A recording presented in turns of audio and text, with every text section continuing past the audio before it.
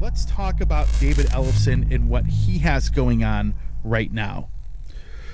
So David Ellefson has had a very interesting post-Megadeth career. David Ellefson came on the show about a couple years ago to promote the Kings of Thrash tour that he had going on.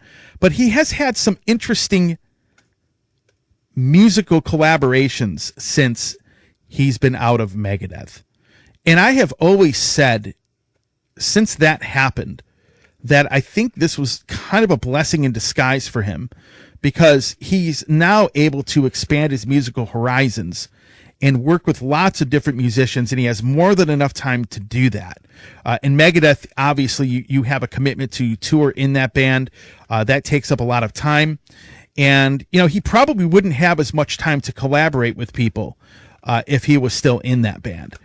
This is something that I talked to him about when he came on my show a couple years back to promote the Kings of Thrash tour. But he's had some interesting projects he's been a part of. So there's a couple interesting bands. There's one called The Lucid, which I think was an interesting project. I think Dieth, that's an interesting project. And he's collaborated with a lot of different people. And obviously, as we all know, he joined Metal Church, more of a legacy band. But he has really started and put together a lot of really great projects. And probably my favorite project he has been a part of and helped start is the Ellefson Soto project with Jeff Scott Soto. And I think this project is, in my opinion, these two albums are two of the best albums I think he's ever played on. So they have a brand new album called Unbreakable, which you see right here. This is the follow-up release to the album Vacation in the Underworld, which came out back in 2022.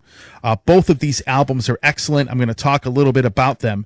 But if you don't know much about these records and you want to know how the project started, let's go back to when David Ellefson came on my show and talked about how the Ellefson Soto project started. Check out this clip from 2023 right here. I started, the first Ellefson solo record came out, Sleeping Giants, and then we did No Cover.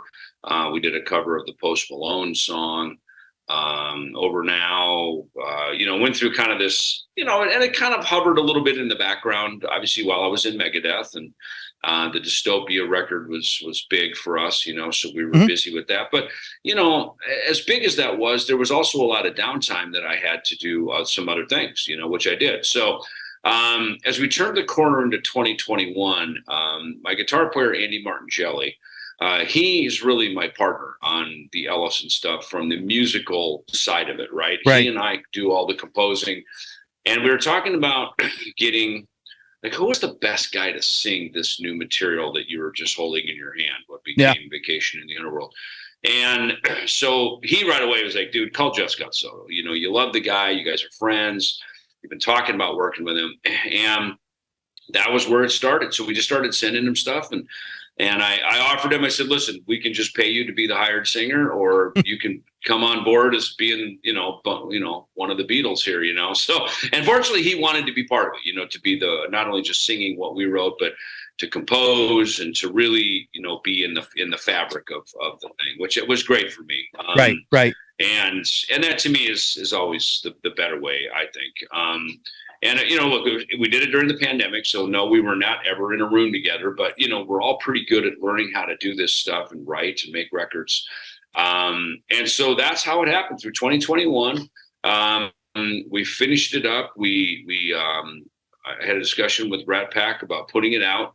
I think they did an incredible job of how they did it with all the different fan packs and the vinyl and all the other stuff. So that, and Jeff had a brief moment where he was available, because we're all in 14 different things at any given time. And before he got busy with Trans-Siberian Orchestra, and he had a little window right after Sons of Apollo, we all went to Italy, and we're essentially, the band is based, Andy Martingelli and our drummer and our guitar player. So we went over there and we banged out 3 shows in Turin, Milan, and Rome. And to just, prop it up and it's like, let's get on the stage, man. Let's have some fun with this stuff. And I tell you what, the songs worked as good on the stage to an audience who had never heard them, because the album wasn't even out yet. So the audience hadn't heard but maybe one or two of the singles, and it just really translated well, that they just dug it, and they're like, this is really, really cool, man. Please do more. Yeah. So actually in early April, I'm going to be back over in Wembley with Andy and our producer Alessio, who ironically has been singing for Dragon Force. We're going to be working on the next Ellefson Soto record. So it's just nice to have that creative little pipeline over there, because as a person composes, or at least for me, I write things and I sort of, once they kind of turn into something, I go, okay, that's probably good to take over to Jeff Young and Kings of Thrash. Oh, this is good to take over to Andy, and I'll talk to Jeff and Andy about this for an Ellefson Soto thing. Right. Maybe this I take over to the Lucid, So I've got these, it's nice that I've got these pipelines where I can take stuff to, and rather than having to just fit it all under one umbrella. I think knowing from experience, in the late 90s when Megadeth was really, we're transitioning through all these different genres that were threatening to heavy metal at one point, but also a lot of different musicality in the band. When you try to put everything under one brand, under one band name, and sometimes it can really dilute and change the brand. So I'm actually really happy that at this point in my life, I've got these other pillars and pipelines I can take my music to, because I think then I can focus things and really make those things be true to themselves. I don't make Jeff sing death metal. I do that with Dieth. I don't. We don't make Vinny from Sponge try to be a power metal guy like Jeff Scott Soto. He's fucking Vinny from Sponge. We let him do what he does. So it's really fun to have this really wide net of all these different artists and musicians that I get to work with and make all these fun records with them. Okay, that's David Ellefson talking about how the whole Ellefson Soto thing came together.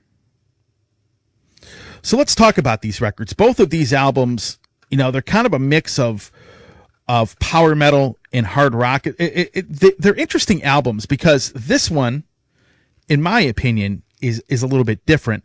The music's a little darker. If you haven't heard these records, I'm going to put a couple tracks in the show notes for you to check them out. But what's great about this project is that the songs are catchy, they're heavy, and I think this has a little bit of a darker theme to it when it comes to the lyrics and the music itself. You have a couple guest appearances. Tim Ripper Owen sings on a song called Vengeance. And then you have Laura Goulamond on a song called Poison Tears. So this album came out a little while back. I think a lot of people have sort of forgotten about it because obviously you have the whole Metal Church thing happening. That's been announced. I think David Ellefson's a perfect fit for Metal Church. I've talked about that in a previous episode of the show. But let's talk a little bit about this. So I love Jeff Scott Soto's vocals. I've listened to so many projects and bands and things he's been a part of, since since the first couple Yngwie Malmsteen albums that he sang on. And he's been a part of a lot of different bands. And I think the man, for me, is definitely one of my favorite vocalists out there. And I think, when you hear about, Dave Ellefson and Jeff Scott Soto getting together, it really is a great collaboration. I got to be honest. I went back and started listening to a lot of these albums David Ellefson has played on during his post-Megadeth career. In fact, I even went back to his first post-Megadeth career with the F5 band, those couple records he was on, which were still pretty solid albums. But this Ellefson Soto thing, I think, is great. Because I really think these guys collaborating together in the band of musicians they've put together for this are outstanding. So the first song on the album, Unbreakable, just very catchy, very dark, very heavy. You have another song on here called SOAB. I won't go into what those abbreviations stands for, but I'm pretty sure if you think about it, you know what it stands for. But for YouTube purposes, I will not say it. Definitely this song conveys a little bit of anger. I don't know who the anger is directed towards, but the lyrics definitely have, a little bit of an angry vibe to them. These first two songs are actually two of my favorites on the album. The song Poison Tears, obviously you have the guest vocalist there. I think Laura Guillemot does a fantastic job on that song. The song with Tim Ripper Owens on it, Vengeance. I mean, let's be honest. You can't really go wrong with the Tim Ripper Owens appearance on your record as a guest. And I think Tim really nails that as well. But the music itself is great. And I really love the lyrical content, especially there's a song called Snakes and Bastards. I can pretty much decipher what that song is about. So really, really great stuff. My favorite song on the album is the second to last track. It's called The Day We Built Rome. Folks, I think that's one of the probably best songs I've ever heard David Ellefson ever play on. And that would even go to a lot of the stuff he's done in Megadeth. So they do a cover, Death on Two Legs. It's a Queen cover. I think the cover's pretty good for the most part. Covers don't excite me very much. But overall, this album is very, very good.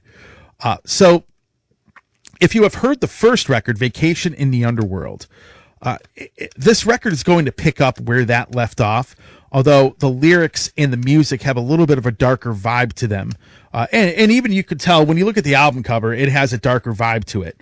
So overall, I think this is an incredible album and an incredible band. You have a lot of catchy hooks and melodies in the songs, especially with the vocals.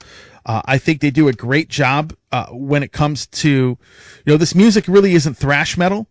I would say it's more of a melodic American power metal style, a little bit of AOR mixed in there. You do have some heavier, darker songs on it. But American power metal has always been, a little bit darker than normal. Like in Europe, it's a lot different. So overall, incredible album. And I think this is my favorite project David Ellefson has ever played in. Hey, it's Tony here from the Metal Command Show. I want to thank you for watching this portion of the program. Since 1998, I have hosted the show, which started off as a radio program and is now into the podcast format. So I want to thank you for watching and or listening. And if you want to support the program, hit the subscribe button, hit that little bell to be notified anytime I do post any content. A lot of you have been supporting the show and really, really helping this show grow, and I cannot do it without all of you. So with that said, thanks for watching. Stay metal.